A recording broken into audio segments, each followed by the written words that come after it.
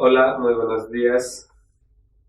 Bienvenidos a la IPG, Pachala, Spanish, Español. Estamos en el paper 15 que se titula La cultura y la civilización de América Latina, primera parte. Soy Dr. Murad Ahmad Khan. Doy clases de la literatura latinoamericana en la Universidad Jawaharlal Nehru de Nueva Delhi.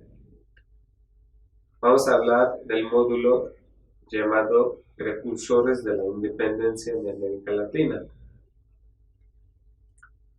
El objetivo principal del capítulo es promover acercamientos a nivel básico e intermedio a la materia llamada los precursores de la independencia de América Latina, con una bibliografía suficiente para desarrollar las destrezas lectoras. Se pretende dar un vistazo general sobre las obras y una breve biografía de ellos del periodo, mediante el uso del sinopsis o resumen de la obra y un texto o fragmento del mismo. También en el presente capítulo se va a tratar de algunas de las causas que llevaron a los latinoamericanos a la revolución para proclamar su independencia del reino español. Una serie de razones que impulsó a rebelarse de las manos de los españoles contra el reino español. Estos, tras 2 siglos de dominación y explotación de sus tierras y riquezas,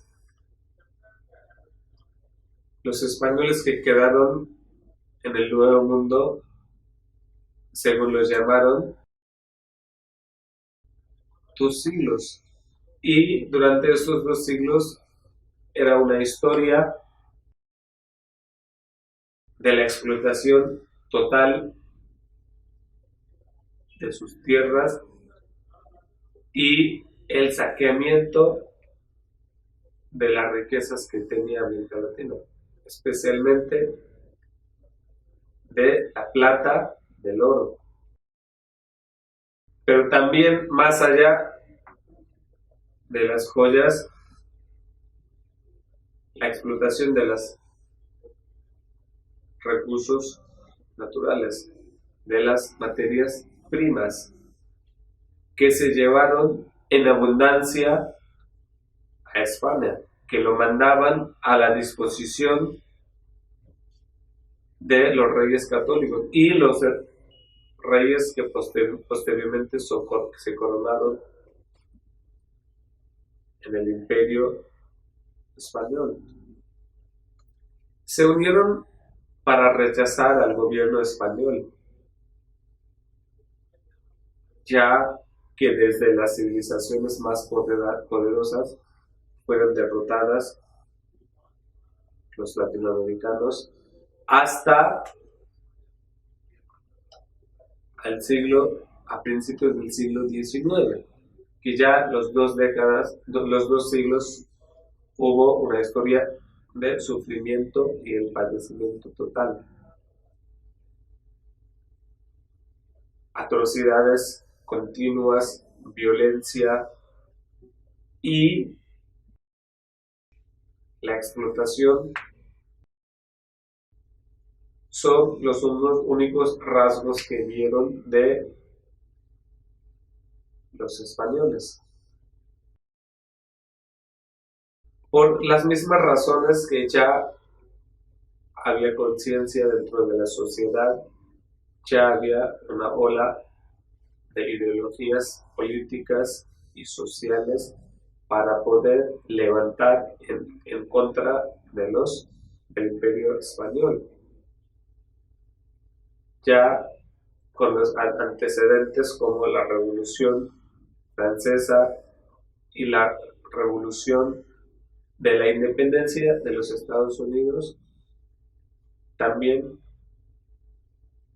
sería como antecedente para poder hacer una revuelta en las sociedades latinoamericanas contra los españoles, contra los monarcas. Así que se unieron para rechazar al gobierno español que administraba con prejuicio tanto a los esclavos e indígenas como a los criollos, anteponiendo a los nativos españoles. No había respeto digno para los indios, para los pueblos indígenas. Se le consideraba como un ser inferior y también como un objeto sujeto a la explotación natural. Cada vez había una rebeldía en los corazones de los indios, que estaban bien descontentos, que no estaban felices con el reino español. Ese descontento racial, junto con otros factores económicos, empujaron a los latinoamericanos a las llamadas guerras de independencia. Ya querían independizarse de las manos de los españoles, del monarca absoluto. Los precursores de las guerras de independencia. Durante el siglo XIX, América Latina fue sacudida hasta sus cimientos por la agitación social y política. La guerra y la revolución. Ya con la honda ola de las civilizaciones más modernas, con las conciencias ya más llevadas hacia las corrientes ideológicas, políticas de Europa,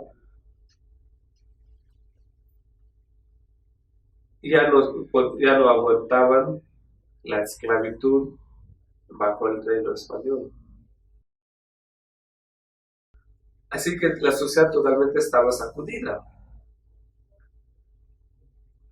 por esas agitaciones, por esas conciencias, por esos conocimientos y especialmente por la dignidad del estatus social que nunca se les consideró como un ser individual, un ser que pudiera tener derechos. Así que por estas agitaciones sociales y políticas, de Guanajuato hasta Buenos Aires, las fuerzas insurgentes lucharon contra las autoridades imperiales españolas mediante una serie de sangrientas y prolongadas guerras de independencia que se iniciaron en 1910. El sentimiento de independencia en el continente americano surgió a causa de la crisis política que afrontó España en los inicios del siglo XIX. Al mismo tiempo, hay que tener en cuenta los agravios sufridos por los criollos, los padecimientos por los que estaban concurriendo los criollos y el tratamiento al que estaban sujetos los criollos, de verles al ser inferior, que fueron un estimulante para desear una mayor autonomía en los asuntos coloniales. Pero ningún movimiento criollo surgió hasta que la corona española afrontó la crisis napoleónica. Los criollos compartían lazos comunes, tales como la ascendencia, el idioma, la religión, la herencia política, las instituciones y las costumbres compartidas. Cuando Carlos IV ascendió al trono en diciembre de 1788, heredó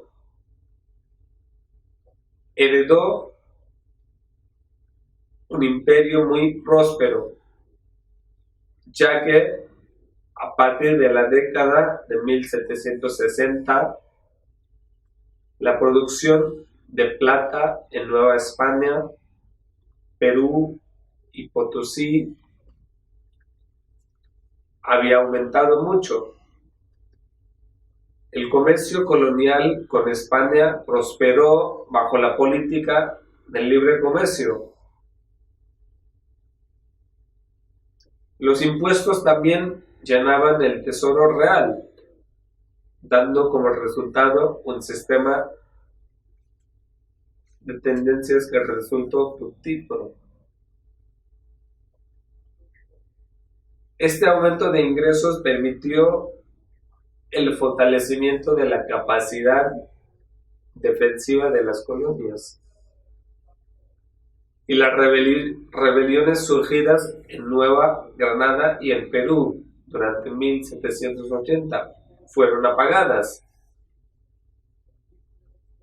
Del mismo modo, el asunto sobre la línea fronteriza con Brasil fue resuelto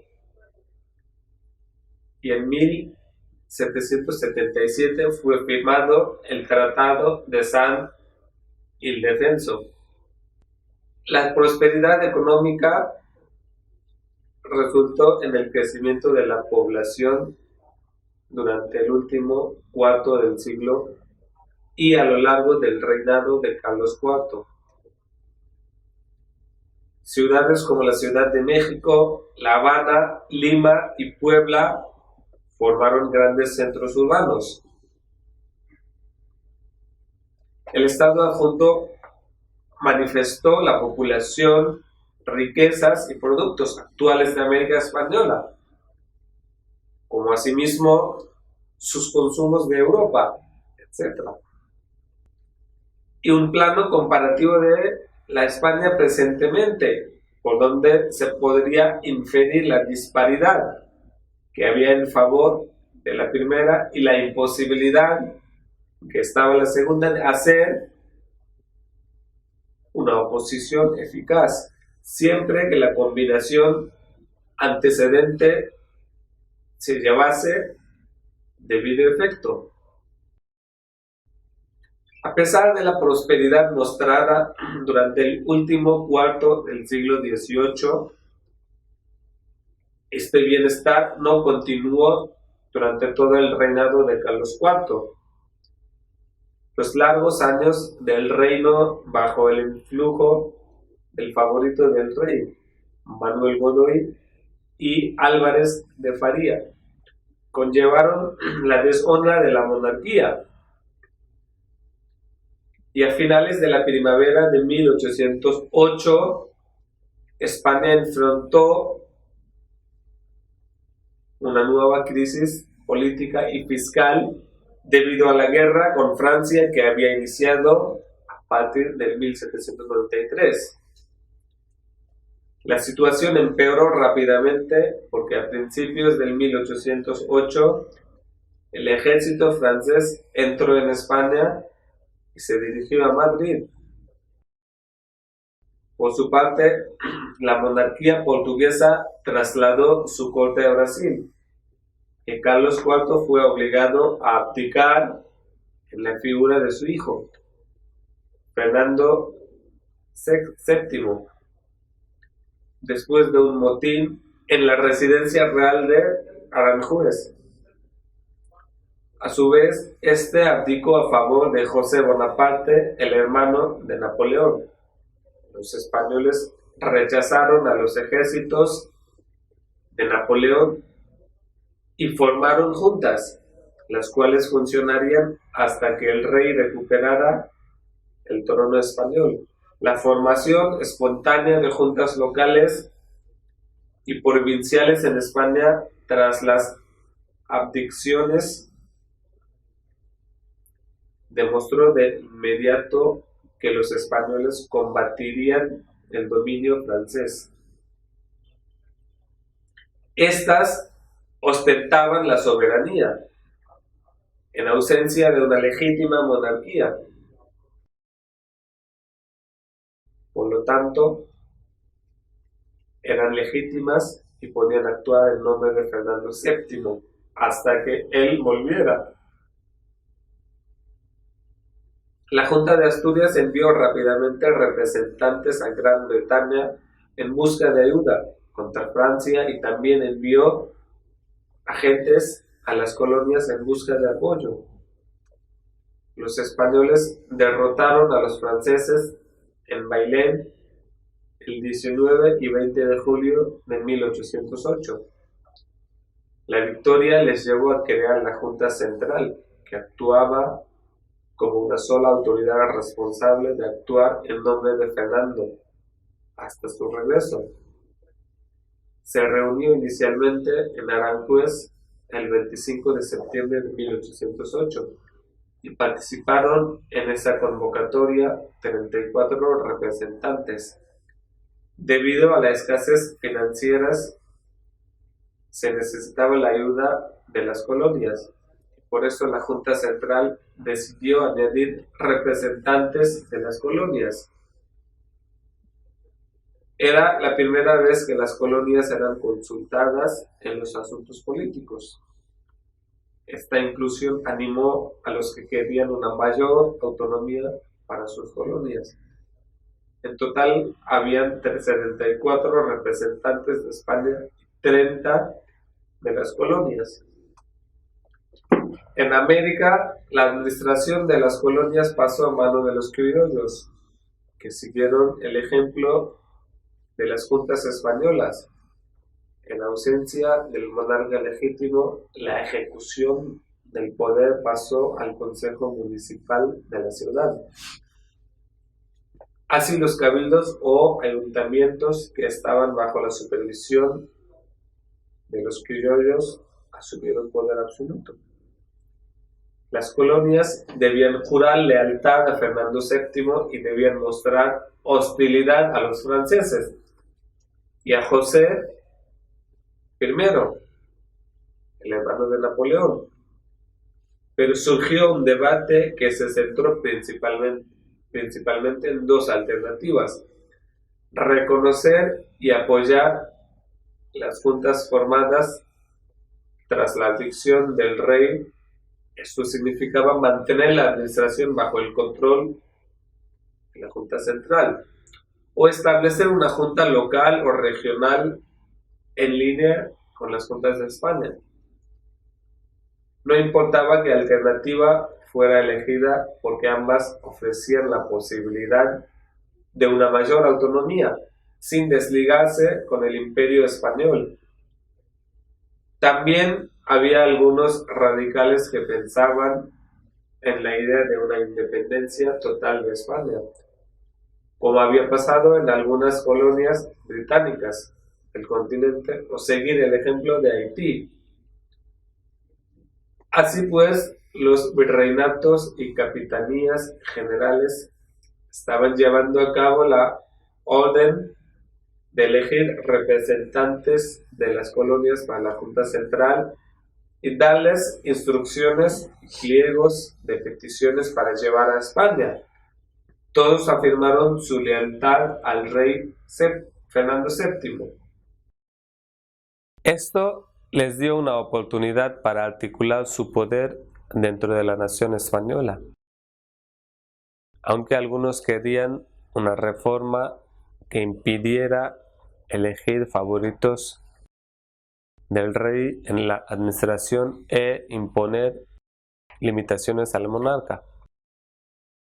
Todos estos acontecimientos ocurridos en España, las elecciones de las juntas y la obligación de la Junta Central de acoger representantes de las colonias de ultramar, iniciaron una revolución política en los reinos de América Española. En la reunión de la Junta Central, las diferencias de opinión entre los peninsulares y los criollos salieron a la luz. Estos no confiaban los unos en los otros. Además, la idea de ostentar el pueblo la soberanía en ausencia del monarca se popularizó. La elección de diputados a las Cortes de Cádiz provocó el debate y surgieron diferentes puntos de vista. Los peninsulares vinieron a ser realistas y formaron un grupo. Por otro lado, estaban los insurgentes, traidores, o más generosamente, patriotas, que eran los criollos. Antes de que empezaran las elecciones de las Cortes de Cádiz, la situación en España empeoró. A mediados de abril de 1810 llegaron noticias a las Américas de que los franceses habían tomado Andalucía y de que la Junta Central había creado un consejo de 5 miembros. Había pocas evidencias de que España pudiera librarse de la dominación francesa. Así que los independistas en varias regiones americanas pensaron en crear un autogobierno hasta que el rey Fernando volviera al poder. Ellos preservarían sus regiones de la dominación francesa, aunque en muchas partes de las colonias tuvieron lugar las elecciones a las Cortes. Los criollos radicales tomaron diferentes trayectorias. Las juntas fueron creadas en varias regiones de América Latina, como en Caracas, Buenos Aires y Chile, al cabo de unos meses después de la constitución de regencia en España. El 24 de septiembre las Cortes se reunieron en la isla de León. Miguel Hidalgo y Costilla se habían puesto en marcha para proclamar la autonomía en Nueva España. Solo Perú y Guatemala todavía estaban firmemente bajo el control realista. Al mismo tiempo, sus demandas, tanto del comercio libre como de la expulsión de los jesuitas de las colonias, no les fueron concedidas. El consenso aprobó la igualdad de oportunidades para todos, pero no garantizó que los hijos de los criollos recibieran al menos la mitad de los puestos en la administración de las audiencias, como ellos deseaban. La Junta accedió, sin embargo, a su demanda de finalización de los monopolios reales, pero esta no se puso en práctica. No obstante, la Corte de Cádiz y la Constitución promulgada el 19 de marzo de 1812 introdujeron cambios significativos en las políticas de gobernación. Aunque los representantes americanos no consiguieron una representación justa, sí que fueron involucrados en los asuntos políticos y del gobierno de la nación española, que ahora estaba constituida por las colonias de ultramar junto con España. La Constitución obligó a establecer ayuntamientos o cabildos en todos los centros con población de 1000 habitantes o más. Por consiguiente, 896 nuevos consejos municipales fueron creados en Nueva España y muchos más en otras partes de las Américas, que atrajeron una participación activa en la política de las colonias. La Constitución de 1812 dio poder sustancial a las Cortes y marcó múltiples restricciones sobre el monarca. El poder judicial sería separado del gobierno y los ejecutivos regionales se convertirían en jefes políticos. El poder de los virreinatos disminuyeron y ellos se convirtieron en jefes políticos superiores. Otras importantes decisiones de la corte que afectaron a los reinos americanos eran la autorización de una prensa libre, la abolición del tributo indígena en todas partes y la abolición de la Inquisición. En conjunto, las acciones de las Cortes y la Constitución de 1812 fundaron una nueva ola política.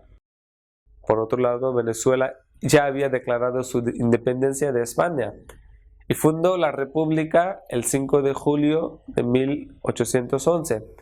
Fue un experimento desastroso porque los realistas recuperaron el control y terminó con el estado incipiente en julio de 1812. En otras partes de América Latina, como en Nueva Granada, Cali, Pamplona, Socorro y Bogotá, se establecieron juntas. Cartagena de las Indias declaró su independencia y estableció una república, pero las provincias adyacentes no se unirían a ella. También Chile adoptó una solución autonomista. El gobernador Francisco Antonio García Carrasco hizo arrestos injustos de la aristocracia de Santiago de Chile, lo que les dio otro motivo para unirse a los rebeldes. A la audiencia de Santiago le reemplazó y estableció Junta Nacional el 18 de septiembre de 1810. Nombró a un gobernador interino como su presidente y juró lealtad a Fernando VII, comprometiéndose a llamar a un Congreso Nacional. Pero esto fue seguido por un golpe de Estado y el Congreso quedó disuelto. Los realistas tomaron el control de nuevo. Mientras tanto, la situación en España cambió. La ayuda por parte de los británicos, el fiasco de Napoleón en Rusia y la valiosa participación de la guerrilla española hizo a Napoleón retirar sus tropas de la España. Las últimas tropas francesas estaban abandonadas de Madrid a finales de mayo de 1813. El Tratado de Valenciennes, firmado el 11 de diciembre de 1813, puso fin a la guerra con los franceses. Reconoció al Fernando VII como el rey de España y ordenó la evacuación de las últimas tropas francesas. España recuperó su estatus. El monarca llegó a España el 24 de marzo de 1814 y fue recibido calurosamente por la gente.